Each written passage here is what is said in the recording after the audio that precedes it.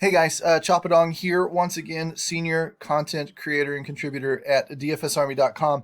One-stop shopping, all things daily fantasy sports. As you know, coupon code DFSArmy yields a 10% discount each and every month that you are a VIP, where we've really just invested in our tools and made the game easier for you. Let me show you how we quickly walk through and build a cash game lineup. Let's do Draftkings today in DFS MLB because it just doesn't have to be complicated anymore. You don't have to spend hours and hours of research. Of course, we have those tools if you like that, but if you don't have a lot of time and you want to be competitive and you want to have some winning chances, here's what I would do. I would go straight into our Domination Station Optimizer. I'm looking for ownership projections.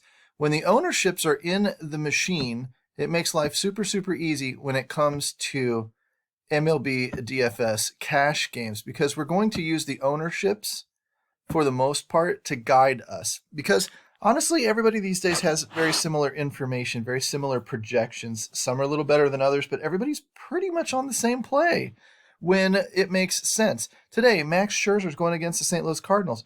I don't expect there to be a lot of Cardinals in cash games. You know, everybody knows that these days. This isn't rocket science, and this isn't front page news to anybody anymore. So in lieu of doing my own research, I'm just going to use the ownerships. I've got a few lineups that are out. I can scan around a little bit and look where are the game totals. Like I know Texas has horrid pitching so far this year, and the Houston Astros, therefore, are in a very, very good spot. We'll see if Houston appears in our cash games today. Somebody else was in a pretty good spot. Rockies on the road, believe it or not. Phillies have struggled a little bit with their pitching. Don't really see a lot of other really obvious spots. I'm sure they're there. I just haven't looked at them. I scroll down and I use optimal mode. I just keep it, one, maybe two unique players. We'll build 3 lineups to start.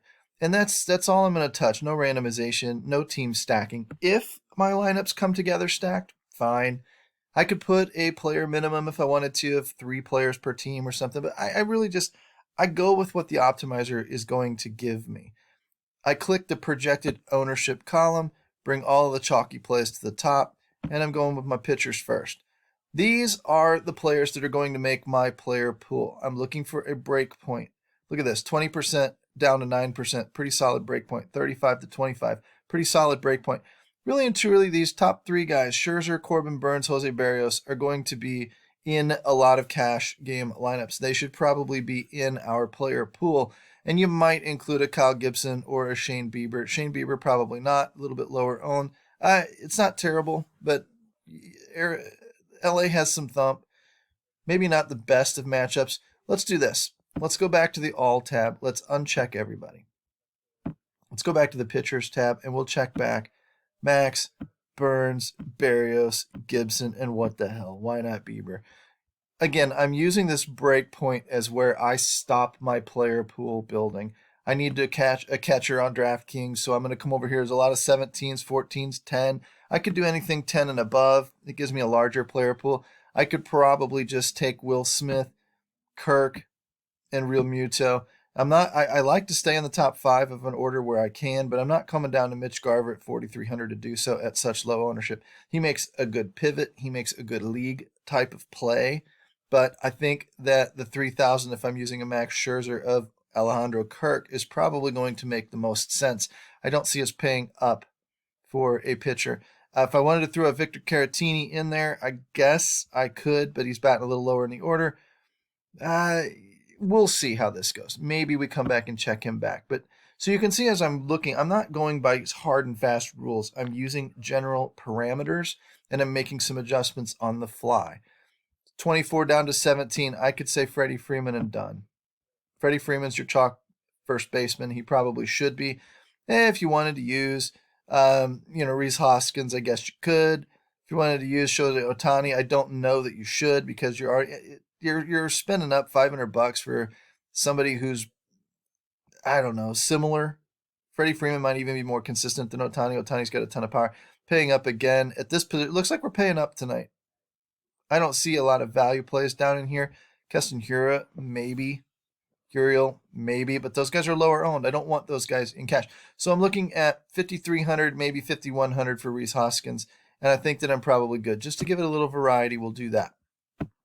Second base, Muncy, another pay up for Segura. And then here's some pay down options: Lux, Diaz, and Jimenez. Jimenez is a little lower owned, so let's say Diaz, especially if Diaz hits in the top of the order. Diaz has a good barrel ball rate, and he hits the ball hard a lot. So I would not mind seeing him in my cash game lineups. I'm not going to care what my cash game lineup looks like. I'm just putting the player pool together, going to run the optimals, and I'm going to pick one of the lineups that I like. It's going to have the players that I like in it. It's going to have cash safe players, highly owned, chalky players. It's going to have that type of build to it. As long as it's not overly stacked on a larger slate, then you don't have much to worry about. You're going to be competitive. Jose Ramirez, love seeing him show up a little bit chalky. He doesn't get the love that he deserves in terms of cash game play. Devers, Turner, probably okay.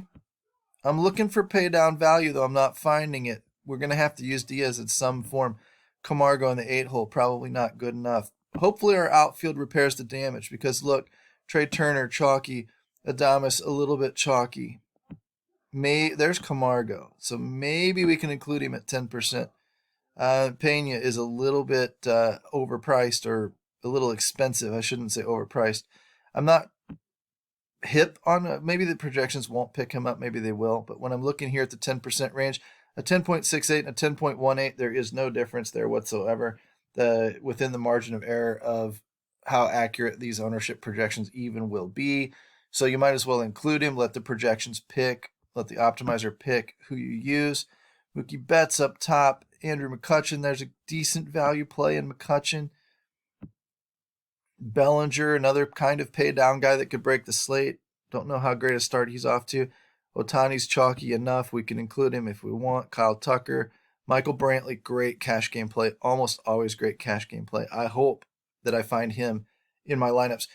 Gavin Lux down a little bit. Chris Taylor down a little bit. I don't know. That's probably good. 5 or 6 guys, 7 guys, something like that. Now I can come back up here and just click optimize. Yeah, stupid rules. Stupid rules. Just kick that one off there. Kick that one off. Make it a 0.9 or something stupid. Stupid rules. Stupid rules. I didn't change their projections. I just got around the rule that used to be. It's not even a rule anymore. But now that I've got my 3 lineups, I can see who my core players are, who the most important players for my cash game lineups are. Max Scherzer, like I said, Renfroe, McCutchen, value plays in Kirk, and there you go. There's your value plays. And now Corbin Burns is going to be in 2 out of the 3. Scherzer and Corbin Burns, pretty strong cash play. Rhys Hoskins might be used a little bit. Mookie Betts, Segura, Devers, whatever. I go looking through here. There's 3 Phillies. Do I want the 1, 2, 8? I don't really want Camargo necessarily. But the rest of it's okay. A couple of Brewers, a couple of Phillies, Toronto and Kirk, Devers, whatever. That's not a terrible lineup. Scherzer with Berrios, also not terrible. There's 2 Phillies. Hoskins, Segura, Ramirez at 3rd, Turner, Betts, Renfroe, McCutchen. I mean, this is a strong lineup too. These are all just fine.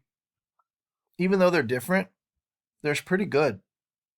There's 3 Dodgers. I would shy away from going 3 Dodgers, especially with a 9-hole hitter like Lux and an 8-hole hitter. I don't like this lineup.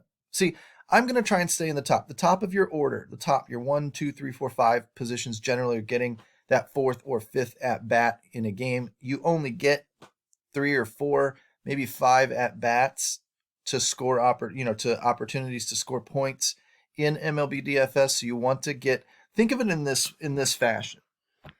I want as many opportunities at the plate. I want as many plate appearances and at bats as I can get. That's my floor. That's predictable. It is predictable that the 1-hole hitter is going to get more at bats than the 8-hole hitter. I want more opportunity for my cash game players. More opportunity to score points means higher floor, more safety, more predictability. Upside in MLB is everywhere. Even the 9-hole guy can hit a home run. Don't try to predict home runs in cash games. They're not predictable. We want to stick with what we know. And what we know is that pitchers with high floors are worth paying up for and top of the order at bats, especially when we can find a little bit of value in there. We don't have to dig too far down the lineup to pick up cheap guys. We can get them at the top of the order. We want to use those guys in our cash games.